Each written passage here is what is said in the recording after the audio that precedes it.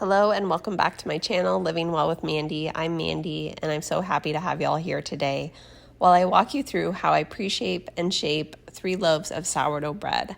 Now, I first want to start by saying I'm so sorry I'm getting over being sick this week, so bear with me. I know my voice sounds a little bit funky. After my dough has finished its bulk fermentation, which is usually about 3 to 4 hours with this many loaves, I pre-weigh everything. So I weigh my loaves at about 900 grams. They are very, very big loaves, but I never have any complaints from my customers. So you'll see me pre-weighing everything here. I've gotten it down to where I can pretty much eyeball it, but sometimes I do have to weigh them a few times and then remove some from one of the loaves and add it to another one just to make sure that everything is consistent, because I want all of my customers to get the same amount of bread.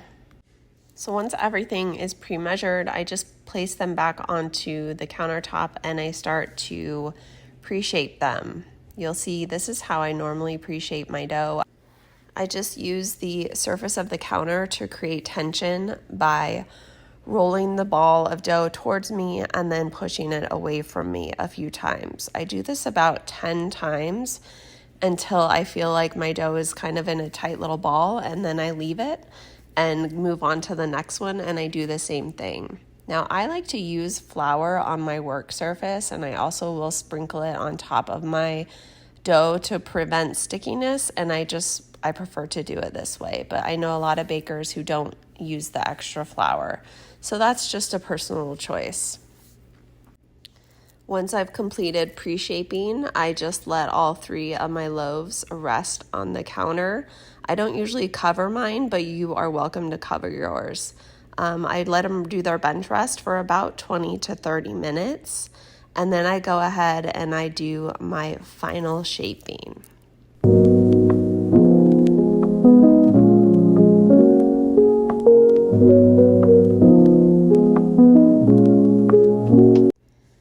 After they have finished their bench rest, I will grab some rice flour for my bannetons and sprinkle them with the rice flour. I use rice flour for the bannetons because there is no gluten in rice flour, so your dough is not going to stick to the rice flour. So it works really, really great for your proofing baskets.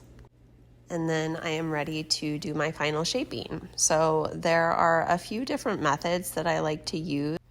One of them is called the Caddy clasp method, which I'm doing here. All you do is you pull one side of the dough up and over towards the center, and then do the same thing with the other side. And then you turn the dough about 180 degrees and then clasp the dough together, kind of like a sandwich. I always pop the bubbles, even though they're so adorable, I still pop them.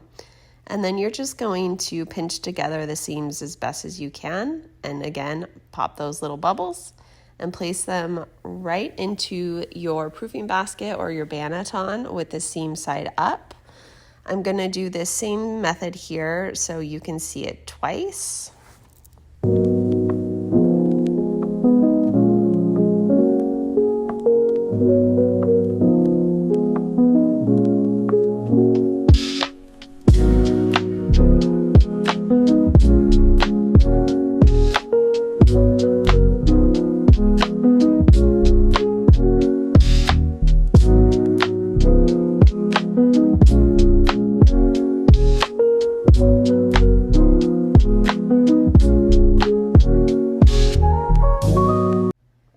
And now for my third and final loaf, I'm going to do a shaping method that my darling friend Dayla from Bread by Day has deemed the burrito method, because it does look like you are rolling up a burrito. So similar to the Caddy clasp, you just take each side and fold it towards the center, and then you just grab one end of the dough and roll it into a burrito form. Now I'm just going to pinch each side and close the seams as best as I can, and then I will pull it towards me a few times and kind of create a little bit of tension on the bottom. And then same thing, I'm just going to place it into its banneton with the seam side up, and we're going to let these guys rest for about 10 minutes uncovered in the banneton on the counter, And now I am just doing a little stitching here. Again, I apologize for my voice. I'm doing my best.